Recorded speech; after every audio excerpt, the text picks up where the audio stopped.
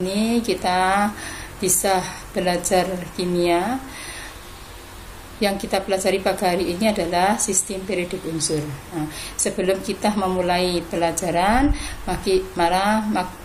mari kita baca Bismillahirrahmanirrahim. Kita awali sistem periodik unsur. Yang kita pelajari adalah perkembangan sistem periodik unsur. Sistem periodik unsur ini pertama kali dikelompokkan berdasarkan sifatnya logam dan non-logam. Jadi ada unsur logam, ada unsur non-logam. Berikutnya, perkembangan berikutnya yaitu seorang ahli bernama Dobiner. Unsur dikelompokkan berdasarkan massa atom relatifnya. Satu kelompok berisi 3 unsur sehingga dinamakan dengan hukum triad. 3 unsur ini, unsur yang kedua yaitu merupakan massa rata-rata dari unsur nomor 1 dan nomor 3. Jadi ini contohnya triad 1 LiNaK. Masanya Na itu sama dengan rata-rata masanya Li ditambah dengan masanya K. Berikutnya diperbaiki lagi perkembangan berikutnya yaitu Newlands. Newlands ini mengelompokkan unsur juga sama berdasarkan kenaikan massa atom relatifnya. Diurutkan mulai nomor 1, 2, 3, 4, 5, 6, 7. Maka yang ke-8 itu sifatnya akan berulang dengan unsur yang pertama. Makanya dia dinamakan dengan hukum oktav karena sifat unsur ke-8 sama dengan unsur pertama, unsur ke-9 sama dengan unsur kedua, dan seterusnya berulang seperti itu.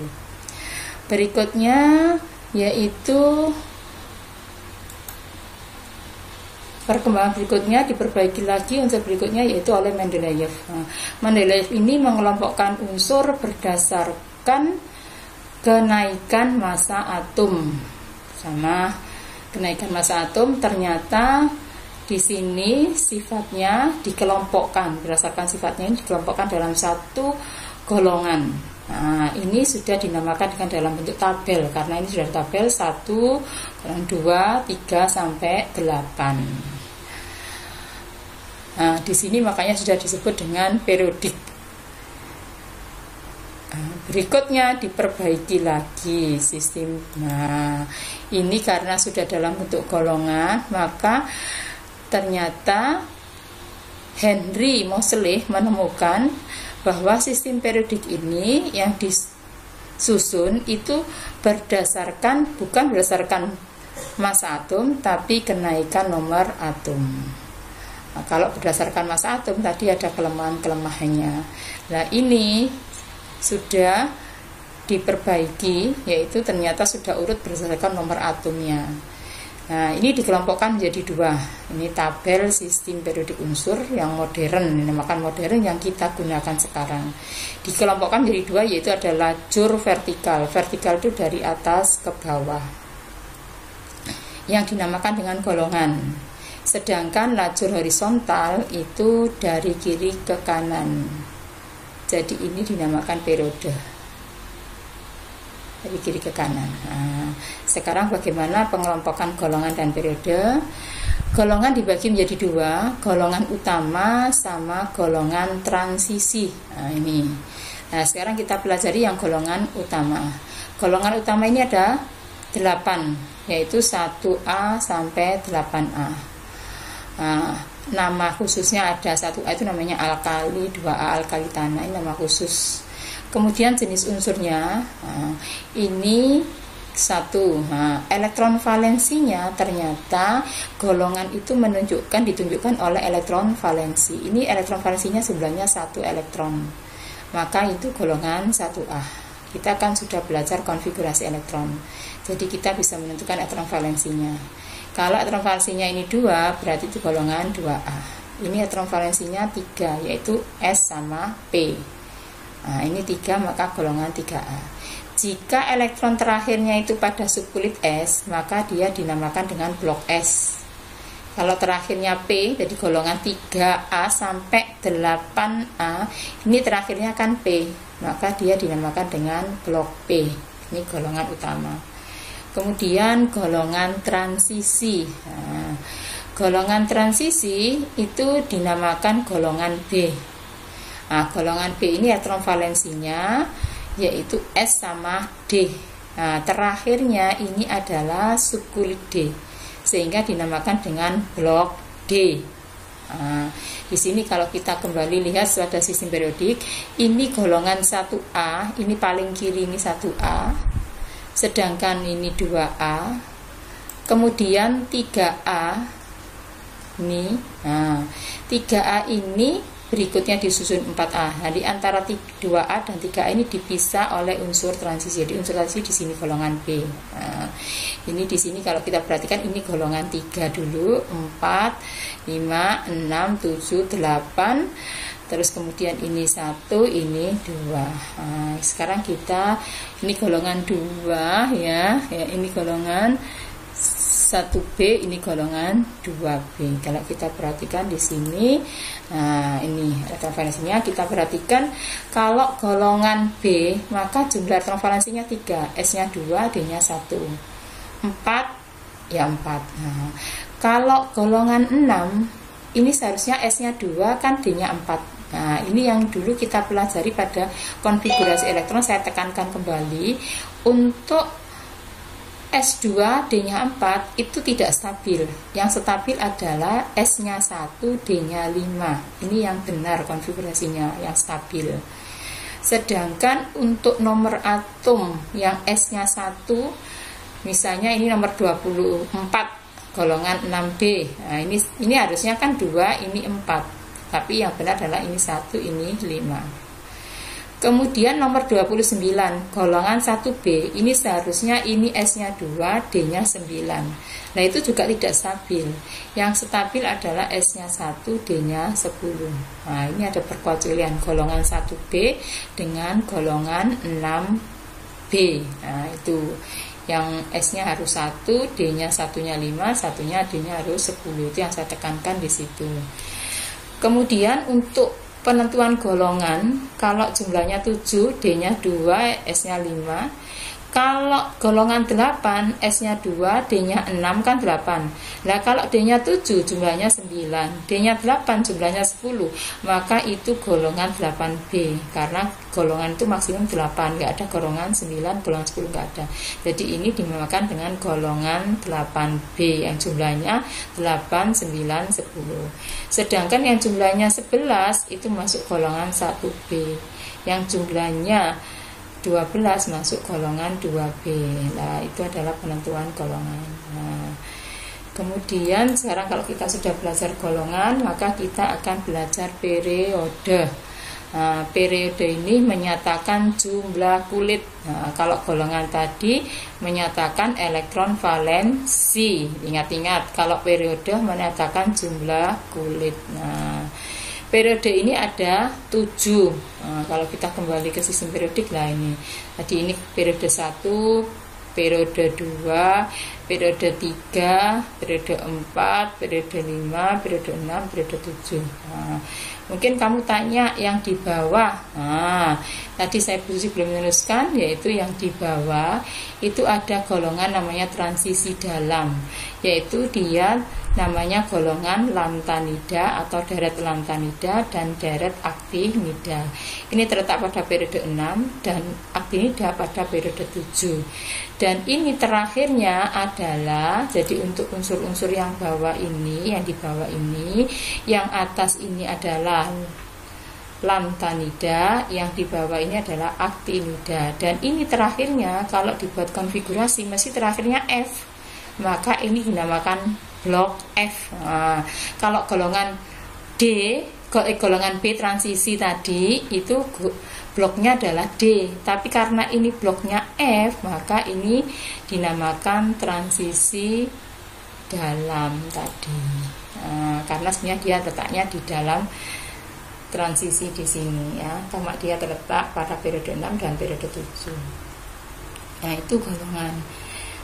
Yang terakhir periode sudah tahu periode tadi. Nah, sekarang bagaimana contoh menentukan hubungan konfigurasi elektron dengan unsur dalam tabel periodik. Dari Karena konfigurasi elektron itu kita membuat dari nomor atomnya, maka contoh misalnya saya punya atom X, nomor atomnya 16. Konfigurasinya elektron kalau dibuat seperti ini. Nah, ini terakhirnya 3p4. Nah, 3p4 ini bukan elektron valensi. Elektron valensi kalau kita tadi kembali ke elektron valensi. Nah, elektron valensi itu jenisnya S saja, nah, satu S-nya 1, S-nya 2, ini elektron valensi. Kalau terakhirnya PS-nya ikut, jadi elektron valensinya jumlahnya 3, bukan diambil P-nya saja. Jadi seperti ini tadi, elektron valensinya adalah 3S2 sama 3P4, ini elektron valensinya. Nah, jumlahnya berapa? 6. Maka dia elektron valensinya 6. Terletakkan pada subklit S dan P, maka itu golongan 6A karena subklitnya S dan P. Periode adalah yang terakhir ini. Nah, periode itu adalah kulit yang paling banyak kan, kulit ketiga. Nah, maka itu periode 3, kulit atom terbesarnya 3, maka ini periode 3. Jadi unsur X terletak pada golongan 6A dan periode 3. Kemudian nomor atom A 46 misalnya, atau unsur A nomornya 46, maka kita buat konfigurasi ini pakai konfigurasi gas mulia, langsung disingkat KR, itu nomor atomnya 36. Tinggal kita menambah 10, yaitu 5S2 4D8. Nah, berarti terakhirnya itu adalah ini elektron valensinya 5S2 4D8, jumlahnya 10.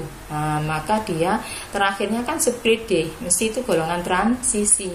Golongan transisi itu berarti 8B karena jumlahnya 10. Jumlahnya yang jumlahnya 8, 9, 10 itu masuk golongan 8B. Nah, terakhirnya adalah kulit terbesarnya adalah kulit kelima, bukan yang terakhir ya, kulit terbesar di 5, maka dia periode 5. Berarti unsur A terletak pada golongan 8B periode 5. Nah, itu seperti itu. Maka coba kalian buat latihannya ini nanti ya, bagaimana menentukan golongan dan periode. Ini latihan saja. Berikutnya Bu Susi akan melanjutkan ke sifat periodik unsur. Sifat keperiodikan unsur. Nah, kita perhatikan. Nah, ini sifat keperiodikan unsur, ini kita buat ilustrasi. Nah, ini yang merah ini jari-jari atom. Nanti yang kita pelajari adalah jari-jari atom. Ini sifat sifat yang kita pelajari ada berdasarkan sifat logam dan non logamnya. Nah, kalau kita sifat logam, kalau kita perhatikan itu dari yang merah, yang kuning ya, sifat logam ini yang panah kuning ya. Ini kalau panahnya ke kiri berarti ini semakin meningkat logamnya. Nah, lebih logam rata-rata. Kalau ini kuning yang ke bawah, dari atas ke bawah itu makin meningkat. Berarti yang sini makin meningkat sama. Nah, kalau kita perhatikan di sini, nah ini logam yang warna merah muda, ini non logam, yang logam warna ungu ini. Nah, ini semakin ke kanan itu semakin non logam, tapi kalau semakin ke bawah itu makin bersifat logam, semakin ke kiri makin bersifat logam. Kemudian sifat yang berikutnya yaitu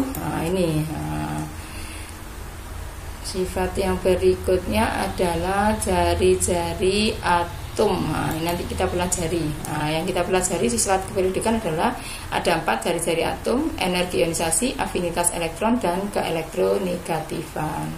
Sifat keperiodikan unsur itu apa? Sifat yang berubah secara beraturan sesuai dengan kenaikan nomor atom. Nah, bisa dari atas ke bawah atau dari kiri ke kanan. Sifat yang pertama adalah jari-jari atom. Nah, jari-jari atom itu apa? Jari-jari atom adalah jarak dari inti atom sampai kulit atom yang terluar. Kulit atom yang berarti elektron paling luar. Nah, kita perhatikan di sini, kalau panahnya dari atas ke bawah, ini berarti dalam satu golongan. Kalau dari kiri ke kanan berarti dalam satu periode. Nah, kalau kita perhatikan gambar ini, jari-jari atom bagaimana? makin besar dari atas ke bawah. Sedangkan dari kiri ke kanan makin kecil. Mengapa makin besar dari dalam satu golongan kok makin besar? Karena apa? Dalam satu golongan itu nomor atom bertambah, jumlah kulit juga bertambah. Jadi Li nomor atomnya 3, Na nomornya 11, K nomornya 19. Nomor atom bertambah, jumlah kulit bertambah, maka jari-jarinya ya makin besar. Kemudian kalau dari kiri ke kanan nomor atom bertambah, tapi jumlah kulitnya tetap, karena dalam satu periode ini kan periodenya sama. Li periode 2. Nah, tapi Li nomornya 3, H di sini Ne nomornya 10. Nah, berarti semakin besar nomor atomnya tapi kulitnya tetap, berarti jari-jari atomnya makin kecil. Nah, itu yang diingat adalah jari-jari atomnya yang diingat. Nah, setelah itu sifat berikutnya itu menyesuaikan, kuncinya di jari-jari atom. Yang sifat berikutnya ada energi ionisasi. Apa energi ionisasi itu? Energi ionisasi adalah energi minimum yang diperlukan oleh atom untuk melepaskan elektron. Nah, kita perhatikan dalam satu golongan tadi, karena jari-jari atom makin besar, nah, berarti jarak antara inti atom dengan elektron yang terluar itu kan semakin jauh karena jari-jarinya besar. Sehingga gaya tarik, jadi inti atom kan bermuatan positif dengan elektron, nah, itu saling tarik menarik. Nah, semakin jauh gaya tarik menariknya semakin lemah, berarti elektron semakin mudah lepas. Kalau elektron semakin mudah lepas, maka energi ionisasi yang dibutuhkan itu adalah kecil. Nah, jadi dengan bertambahnya jari-jari atom, energi ionisasi makin kecil. Berarti kalau dari kiri ke kanan itu jari-jari atom makin kecil, berarti energi ionisasi makin besar. Nah, itu kuncinya. Afinitas elektron adalah besarnya energi yang dibebaskan. Jadi kalau energi ionisasi itu energi yang diperlukan untuk menangkap elektron, tapi kalau membebaskan elektron itu membebaskan energi. Maaf, kalau energi ionisasi energi yang dibutuhkan untuk melepaskan elektron. Jadi untuk melepaskan elektron itu butuh energi. Tapi kalau mau menangkap elektron itu dibebaskan energi. Nah, di sini semakin besar energi yang dilepaskan atom, semakin mudah atom tersebut menangkap elektron. Berarti di sini sama sifatnya tadi. Jari-jari atom itu semakin besar, afinitasnya juga makin kecil, sama dengan energi ionisasi. Sifat berikutnya yaitu keelektronegativan. Keelektronegativan adalah kemampuan atau kecenderungan suatu atom untuk menarik elektron. Nah, kita perhatikan di sini. Nah, kalau jari-jarinya ini makin kecil, nah, makin sulit untuk menangkap elektron. Tadi juga semakin sulit untuk melepaskan elektron. Nah, berarti di sini kalau jari-jarinya makin kecil, kemampuan untuk menarik elektron, jadi ini kalau kita perhatikan elektron valensinya ini 1, ini 2, ini 3, dan seterusnya sampai 7. Nah, kalau elektron valensi 1 kan mudah melepas, nah, maka energi ionisasinya kecil, nah, sulit untuk menerima. Nah, berarti energi ionisasinya kecil, maka keelektronegatifannya juga kecil karena dia sulit menerima. Tapi kalau F ini elektron valensinya 7. Nah, 7 itu lebih mudah menangkap elektron 1 daripada melepas, maka afinitasnya itu besar. Jadi sifat 3 ini sama dengan jari-jari atom, hampir sama, ya kan? Nah, tapi yang perlu ketahui ini, coba kita perhatikan latihan soal di sini. Yang ini sifat keperiodikan.